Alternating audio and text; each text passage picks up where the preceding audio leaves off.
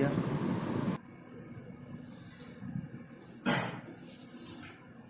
Good morning students. Probability का नया topic हम लेते हैं आज, multiplication theorems on probability. Probability पे मल्टीप्लिकेशन थ्योरम्स क्या क्या बनते हैं देखिएगा। मल्टीप्लिकेशन थ्योरी से हम बहुत सारी प्रोबेबिलिटी पहले निकाल चुके हैं। जैसे फॉर एग्जांपल अपन ने एक कॉइन को 2 टाइम टॉस किया था, तो sample space S equal to क्या आया था आपका, H T T H H H and फिर उसके बाद टी टी, ये आपका सैंपल स्पेस आया था। स्टूडेंट, जब मैंने इसकी प्रोबेबिलिटी आपको बताई थी एलिमेंट्री इवेंट की, यानी कि एक सैंपल पॉइंट की जब प्रोबेबिलिटी आपको बताई गई, तो मैंने बताया कि हेड आने का प्रोबेबिलिटी 1/2 एंड टेल आने का प्रोबेबिलिटी 1/2, दोनों का मल्टीप्लीकेशन होकर जो प्रोबेबिलिटी बनती है आपकी 1/4 बनती है इसी एच टी के आने। इसी टाइप से टी के आने की प्रोबेबिलिटी 1/2 मल्टीप्लाई होके आपका कितना बनता है, 1/4 बनता है।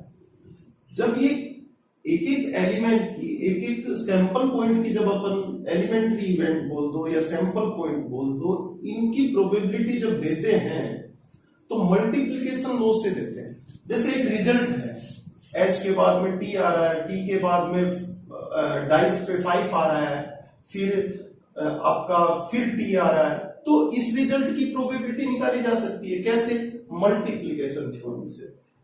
इस एच का 1/2 और 5 आने का 1/6, टेल आने का 1/2, इन सबको मल्टीप्लाई कर देंगे और अपन 1/48 इज द प्रोबेबिलिटी इसकी फाइंड आउट कर लेंगे। अब यहां पर अपन देखते हैं कि ये मल्टीप्लिकेशन थ्योरम को अपन लिख रहे हैं। If A and B are 2 events associated with a random experiment, then probability of A intersection B. देखो स्टूडेंट, यहां पर देखना एच और टी जो रिजल्ट है, इसका वास्तव में मतलब है H intersection T, H intersection T. Because पहले कौन आया, कॉइन पर एच आया, उसके बाद में कौन आया, टी आया, तो एच इंटरसेक्शन टी, हेड आया एंड टेल आया। दोनों में फर्क देखिएगा, हेड आया एंड बाद में सेकंड टाइम में टेल आया। एंड का मतलब अपन क्या समझते हैं, इंटरसेक्शन, और का सेट थ्योरी में क्या समझते हैं अपन, यूनियन। तो अगर बीच में कुछ भी नहीं लगा हुआ है और एक हेड आने के बाद में दोबारा में टेल आ रहा है, तो अगर कुछ नहीं है तो भी हमें क्या समझना है, इंटरसेक्शन समझना है। फॉर एग्जाम्पल आगे और भी कुछ लिखा हो, दोबारा में एच आ जाए, तो इसका मतलब है H intersection T intersection H. बिल्कुल सेम, पहला इवेंट हेड आना, दूसरा इवेंट टेल आना, ए इंटरसेक्शन बी। स्टूडेंट, इसको इस तरह से भी लिखा जा सकता है, प्रोबेबिलिटी ऑफ ए बी। बिल्कुल, अब तो वही रिजल्ट हो गया आपका H T. H intersection T लिखें या इस तरह से लिखें, तो ए के बीच में कुछ भी नहीं लगा हुआ है, तो आप क्या समझेंगे, इसको इंटरसेक्शन है। और इसी तरह से ये भी क्या है, probability of A B, it means probability of A intersection B. एक बात तो अपने को ये इसके अंदर समझ ली। दूसरी बात, अब ए बी की प्रोबेबिलिटी निकाली है, तो यहां पर 2 इवेंट है, ए भी आ रहा है और बी भी आ रहा है, जैसे कि एच भी आ रहा है और टेल भी आ रहा है। अब 2 इवेंट स्टूडेंट्स आ रहे हैं, तो इसका मतलब सीधा सीधा सा ये है कि कोई पहले अकर हुआ होगा, पहले कोई घटित हुआ होगा, उसके बाद दूसरा घटित हुआ होगा। तो यहां पर जब आपको फर्स्ट टॉपिक मैंने बताया कंडीशनल प्रोबेबिलिटी, कंडीशनल प्रोबेबिलिटी लागू कब होती है, जब एक इवेंट अकर हो जाता है, देन दूसरा अदर इवेंट की अपन प्रोबेबिलिटी देते हैं। तो यहां पर भी 2 इवेंट है, एच आना और टी आना। यहां पर सेम देखिएगा, ए आना उसके बाद बी आना, ए आना फिर बी आना, तो इनमें से कोई एक न एक तो, अब आप कहेंगे सर इसको पी ए बी लिखा है, क्या पी बी ए लिख सकते हैं? बिल्कुल लिख सकते हैं, वो भी वही बात होगी। Probability of B A intersection B equal to B intersection A is a commutative law. Commutative आपकी लॉ इसके अंदर लग जाता है, तो बी ए बोल दो या ए बी बोल दो, तो ए को पहले अकर करवा दो, पहले अकर करवा सकते हैं या फिर अपन बी को भी पहले अकर करवा सकते हैं, दोनों बातें एक ही हैं। ये क्वेश्चन की कंडीशन पे डिपेंड करता है कि क्वेश्चन में आपको कौन सा इवेंट पहले अकर करवा रहा है, मतलब घटित करवा रहा है। तो यहां पर देखने वाली बात ये आ गई, दो चीजें अपन ने समझी कि जब बीच में इंटरसेक्शन लगा हुआ हो तो इंटरसेक्शन हटा दो तो भी कोई फर्क नहीं पड़ता, हमें पता होना चाहिए दो इवेंट्स अगर अकर हो रहे हैं, बीच में कुछ नहीं लगा हुआ है तो कौन है बीच में, इंटरसेक्शन। दूसरी बात, ए इंटरसेक्शन बी बोल दो या बी इंटरसेक्शन ए बोल दो, बात एक ही है, यानी ए को पहले अकर करवा दो या बी को पहले अकर करवा दो, एक ही बात है। दूसरी बात, दो इवेंट अकर हो रहे हैं तो एक पहले अकर हुआ होगा, दूसरा बाद में हुआ होगा, और पहले जो अकर हुआ है और बाद में अगर दूसरा अकर हुआ है तो कंडीशनल प्रोबेबिलिटी यहां पे आ गई। और कंडीशनल प्रोबेबिलिटी क्या कहती है स्टूडेंट, कहती है probability A by B equal to probability A intersection B upon probability of B, जहां probability of B not equal to 0। ये आपको लिखा है प्रोबेबिलिटी बी बाई ए, अगर ए पहले अकर हो, इसमें कौन अकर हुआ, बी पहले अकर हुआ, ए की प्रोबेबिलिटी बता रहे हैं, फिर इसमें कौन हो रहा है, ए पहले अकर हो रहा है, बी की प्रोबेबिलिटी बता रहे हैं। कैसे दिया जाएगा, probability of A intersection B upon probability of A students. या इसी को इंप्लाइज कर दूं मैं तो probability of A intersection B यहां से निकालेंगे तो ये इधर मल्टीप्लाई होगा, तो probability of B into probability A by B, conditional probability. यहां से मैं दूं प्रोबेबिलिटी ए इंटरसेक्शन बी की, तो इसको मैं इधर में मल्टीप्लाई करूंगा आगे ले जाके, तो probability of A multiply by probability B by A students की आपके सामने होगी। अब ध्यान से देखिएगा, दोनों ही बातें सर, इससे भी यही मिला और इससे भी यही मिला, तो आपने इसको क्या, इसको इस तरह से भी लिखा जा सकता है, इस तरह से भी। फर्क दोनों में क्या है, फर्क दोनों में ये है, एक में तो ए को पहले अकर करवाया गया है और दूसरे में बी को। अब इसको मल्टीप्लिकेशन लो को जरा समझ लीजिए, मल्टीप्लिकेशन लो में इसमें कौन किसको अकर करा रहे हैं, पहले ए को अकर करा रहे हैं, तो ए का प्रोबेबिलिटी मल्टीप्लाई बी का प्रोबेबिलिटी, लेकिन पहले ए को अकर करवा चुके तो कंडीशनल प्रोबेबिलिटी आएगी बी की, ए के रेस्पेक्ट में बी की प्रोबेबिलिटी फाइंड आउट हो पाएगी, इसलिए बी बाई ए, ये सेकंड इवेंट की प्रोबेबिलिटी किससे दी जाती है, आपकी कंडीशनल प्रोबेबिलिटी से। यहां पर देखिए ए और बी को अगर कराना है साहब, पहले बी को अगर करा दिया मैंने, प्रोबेबिलिटी ऑफ बी लिख दी। अब ए अगर हो रहा है तो बी पहले अगर हो चुका, तो बी की, तो फिर ए की प्रोबेबिलिटी क्या होगी, बी के रेस्पेक्ट में जो पहले अकर हो गया उसके रेस्पेक्ट में कंडीशनल प्रोबेबिलिटी आएगी। यहां पर P probability of A not equal to 0 है, यहां पे probability of B not equal to 0 है स्टूडेंट्स। तो ये आपके समझ में आया होगा। इसके लिए एक एग्जांपल ले लेता हूं, देखिएगा, ए bag contains 7 white ball and 3 black balls, 2 balls are drawn one by one without replacement. What is the probability that first is white and second is black? तो हिंदी वाले स्टूडेंट्स भी देखिएगा साथ में, ये क्या है, मल्टीप्लिकेशन थ्योरम्स ऑन प्रोबेबिलिटी। तो हिंदी वाले स्टूडेंट्स क्या लिख देंगे, गुणन प्रायिकता का गुणन प्रमेय, प्रायिकता गुणन प्रमेय। यहां पर देखिएगा इसका हिंदी में क्या, एक थैले में 7 सफेद बॉल है और 3 काली गेंदें, 2 गेंदें एक एक करके बिना प्रतिस्थापन के, इस वर्ड पे ध्यान दीजिएगा, बिना प्रतिस्थापन के, इसमें भी लिखा हुआ है विदाउट रिप्लेसमेंट। विदाउट रिप्लेसमेंट क्या होता है, देखो 2 बॉलें निकालनी है, ये थैला है आपका, व्हाइट बॉल जो है आपकी कितनी है, इसमें 7 है, और ब्लैक बॉल कितनी है भाई, 3। जैसे आपने एक व्हाइट बॉल निकाल ली, ठीक है, अब दूसरी, तो व्हाइट बॉल की प्रोबेबिलिटी, टोटल बॉल कितनी है 10, तो probability of white ball equal to 7 upon 10 हो जाना चाहिए।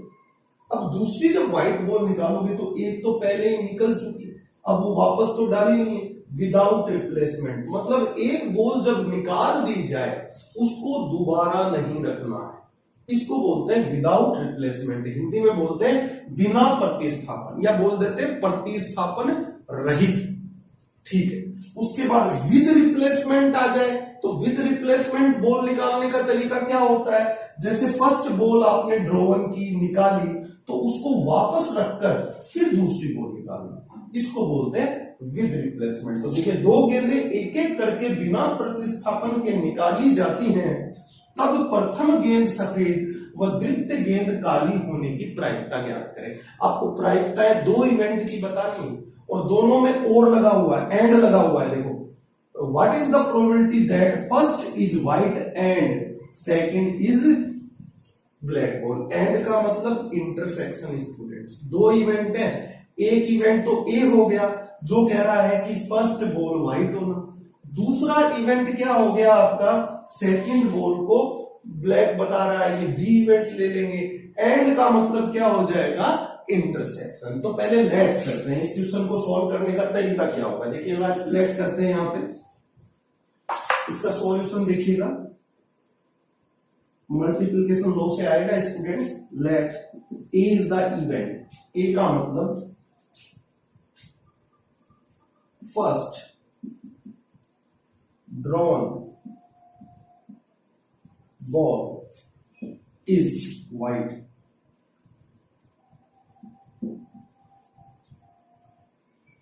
निकाली गई प्रथम गेंद का सफेद होना, ठीक है। बी इवेंट, दूसरा इवेंट देखिए student, second drawn ball is black, निकाली गई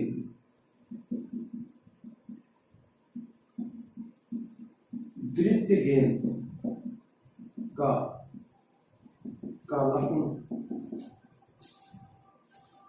प्रोबेबिलिटी देनी है ए इंटरसेक्शन बी का। ए इंटरसेक्शन बी को क्या लिख सकते हैं, मैंने बताया प्रोबेबिलिटी ए बी, एक ही बात है स्टूडेंट्स, जैसा कि मैंने ऊपर बताया।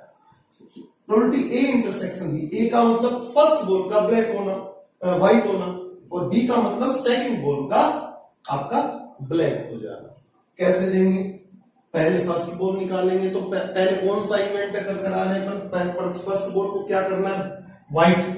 सबसे पहले कौन ये लिखा हुआ है first drawn ball is white, पहले व्हाइट निकालेंगे।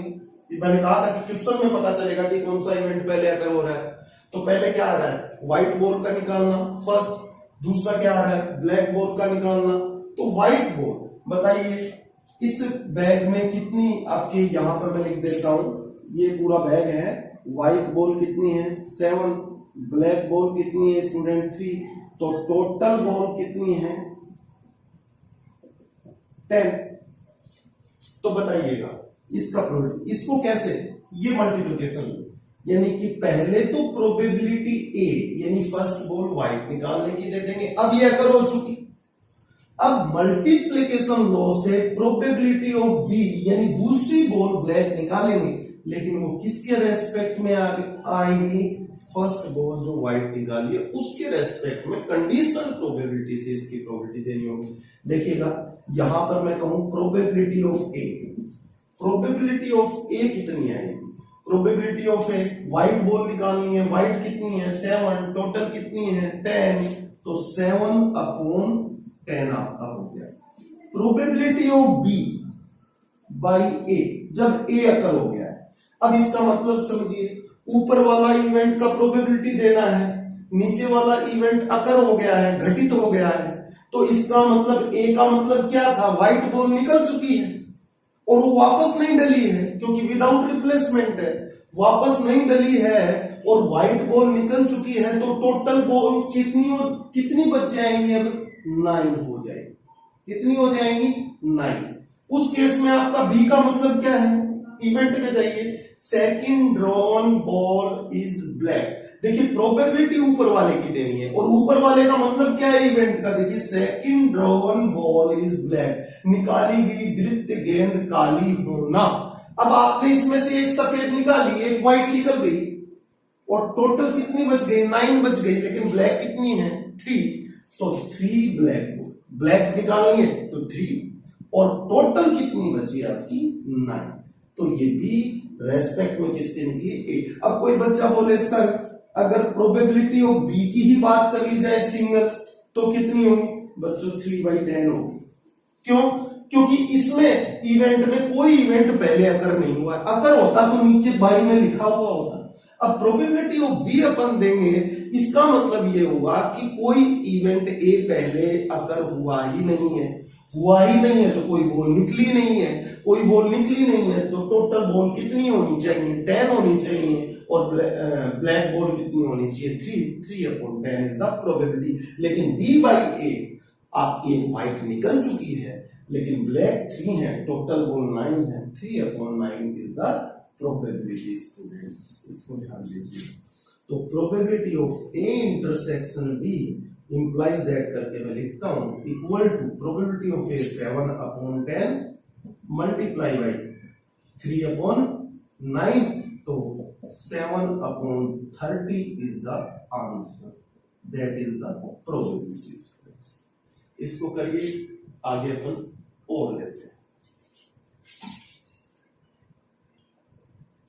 इसी में आगे देखिए स्टूडेंट्स, इसका जनरलाइजेशन करते हैं। 3 इवेंट्स हो, मान लीजिए कि मल्टीप्लिकेशन लो क्या बोलेगा, probability of A intersection B intersection C. आपके पास 3 इवेंट हो, यानी कि मैं इसको कैसे लिख सकता हूं, probability of A B and C. Okay, तो प्रोबेबिलिटी ऑफ ए को सबसे पहले मैंने मान लो अगर करवा दिया। अब बी का प्रोबेबिलिटी, अब ए अगर हो चुका है तो कंडीशनल प्रोबेबिलिटी बन गई, बी का प्रोबेबिलिटी ए के रेस्पेक्ट में आएगा स्टूडेंट्स, मल्टीप्लाई। अब सी का प्रोबेबिलिटी, सी इवेंट का प्रोबेबिलिटी सी से पहले कौन कौन से इवेंट अगर होते, ए एंड बी। तो A and B, A and का मतलब इंटरसेक्शन और बी, इन दोनों के रेस्पेक्ट में इसका प्रोबेबिलिटी आएगा। आप चाहे तो इसका प्रूफ भी दे सकते हैं बट कोई जरूरत नहीं है। उसी तरह से जैसे जितने इवेंट पहले अकर हो जाते हैं उनके इंटरसेक्शन के रूप में आगे की प्रोबेबिलिटी दी जाती है। बच्चों इसको अगर मैं थोड़ा सा और अच्छा लिखना चाहूं तो probability of A intersection B intersection C, या मैं इसको इस तरह से भी लिख सकता हूं, probability of A B and C equal to probability of A multiply by probability of B respect A into probability of C A B. देखो बीच में कुछ नहीं लिखा हुआ है, इंटरसेक्शन नहीं लगा हुआ है, तो आपको क्या लेके चलना है कि इंटरसेक्शन, ये जैसे कि पहले बताया। इसी तरह से सिमिलरली अगर एन इवेंट हो, probability A1 intersection A2 intersection A3 dash dash dash AN, तो मल्टीप्लिकेशन लो क्या देता है आपको, probability of A1 multiply probability of A2 students, और A2 किसके रेस्पेक्ट में, A1 अगर हो चुका है उसके रेस्पेक्ट में।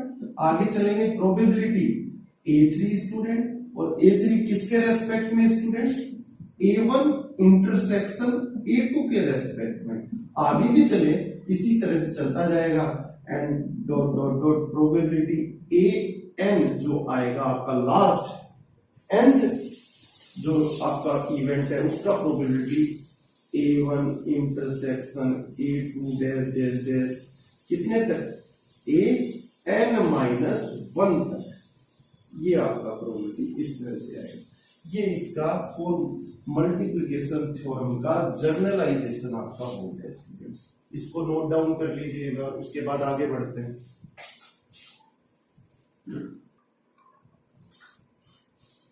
एक एग्जांपल लेते हैं स्टूडेंट, जो पीछे लिया था उसी का देखिए थोड़ा सा दूसरा, कि एक बैग है, वही सेम क्वेश्चन है, थोड़ा सा बदल दिया उसको, कि एक बैग है जिसके अंदर 7 व्हाइट बॉल है और 3 ब्लैक बॉल है। 2 बॉलें उसमें से निकाली जा रही है विदाउट रिप्लेसमेंट। ये भी नोट कर लीजिएगा, देखिएगा विदाउट रिप्लेसमेंट मतलब जो एक बार निकाल दी वापस नहीं रखी जाएगी, दूसरी निकालने के बाद दूसरी 1 by 1 करके निकाली जाएगी। Find the probability of getting 1 white and 1 black ball. पिछले में क्या पूछा था प्रोबेबिलिटी, फर्स्ट बॉल का व्हाइट होना एंड सेकंड बॉल का ब्लैक होना। यहां पर मैंने कहा कि फर्स्ट 1 व्हाइट एंड 1 ब्लैक। अब पहले व्हाइट निकाल रहे हो या ब्लैक निकाल रहे हो, इससे इसमें कोई फर्क नहीं पड़ता, जबकि वहां कंडीशन लगा दी थी पहले व्हाइट निकलेगी फिर ब्लैक निकलेगी। यहां पर बोले तो दो ही निकालनी है, लेकिन व्हाइट पहले निकालनी है या ब्लैक पहले निकालनी है, ऐसा कुछ नहीं दिया गया। तो इसकी प्रोबेबिलिटी मल्टीप्लिकेशन लॉ से देखिएगा कैसे दी जाएगी। तो आपने निकालनी है कि प्रोबेबिलिटी पहले व्हाइट और फिर आपको निकालनी है ब्लैक, ऐसे भी निकाल सकते हैं। और ये भी हो सकता है कि प्रोबेबिलिटी पहले आपने ब्लैक निकालनी और फिर व्हाइट निकालनी। कुछ नहीं होता है तो इंटरसेक्शन होता है, जैसे व्हाइट इंटरसेक्शन, चलिए पहले लेट ही कर लेते हैं, लेट ए इवेंट या डब्ल्यू इवेंट,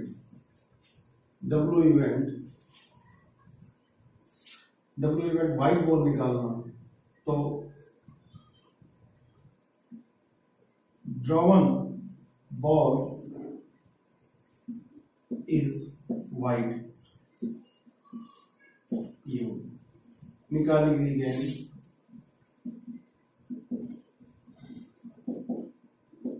सफेद। देखिए एग्जाम में क्वेश्चन करने का और लिखने का तरीका बहुत अच्छा होना चाहिए आपका, तो ये थोड़ा सा देखते हैं इसको। ब्लैक, इसको इवेंट बी को लेट कर रहे हैं अपन, ड्रॉन बॉल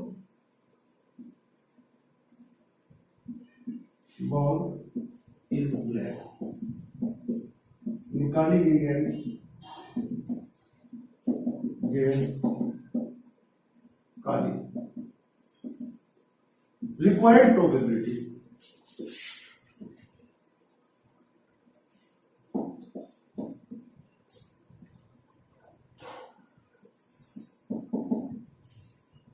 क्या है देखिए, इक्वल टू पहले आपने व्हाइट निकाली एंड बाद में आपने ब्लैक निकाली। एक तो ये तरीका हुआ,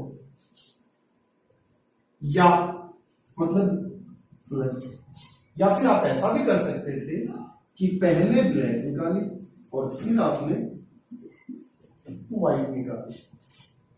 तो देखिएगा इसको प्रोबेबिलिटी मल्टीप्लिकेशन लॉ से कैसे निकाली जाएगी कि पहले आप व्हाइट निकाल रहे हैं, फर्स्ट बॉल इज व्हाइट, तो प्रोबेबिलिटी ऑफ व्हाइट बॉल। अब ब्लैक निकाल रहे हैं तो किसके रेस्पेक्ट में आएगी, व्हाइट के रेस्पेक्ट, प्लस पहले आपने ब्लैक निकाल दी तो आप क्या निकाल रहे हैं, व्हाइट, तो व्हाइट निकालेंगे जबकि आप पहले ब्लैक निकाल चुके हैं, तो एक कंडीशनल प्रोबेबिलिटी बनती है। देखिएगा व्हाइट, अब आपका ये लीजिए, ये आपका बैग है, बैग में व्हाइट कितनी है 7 है और ब्लैक कितनी है आपका 3 है, तो टोटल कितनी है 10 है। तो देखिएगा प्रोबेबिलिटी ऑफ व्हाइट 7 अपॉन कितना हो गया 10। अब आपने व्हाइट निकाल ली तो कितनी टोटल बची 9, पीछे में तो 9 ही बची, और फिर क्या निकालनी है, ब्लैक निकालनी है, ब्लैक निकालनी है, ब्लैक कितनी है 3 अपॉन 9, जैसा कि अपन ने उसमें पहले किया। प्लस ऐसा भी नहीं करके पहले मैं ब्लैक निकाल लेता हूं तो ब्लैक की प्रोबेबिलिटी कितनी होगी 3 अपॉन 10, क्योंकि ब्लैक पहले कितनी है 3 और टोटल कितनी है 10। उसके बाद एंड मतलब मल्टीप्लिकेशन, उसके बाद मैंने व्हाइट निकाली जबकि पहले ब्लैक निकल चुकी है, पहले ब्लैक निकल चुकी है तो ये कम हो चुकी है, तो व्हाइट कितनी है 7 अपॉन 9 इज द आंसर। ये इस तरह से आपकी जो मल्टीप्लिकेशन थ्योरम है प्रोबेबिलिटी पे इस तरह से वर्क करती है। 2 एग्जांपल अपन ने ले लिए, आगे जैसे जैसे एक्सरसाइज में आएंगे और एग्जांपल्स लेते रहेंगे।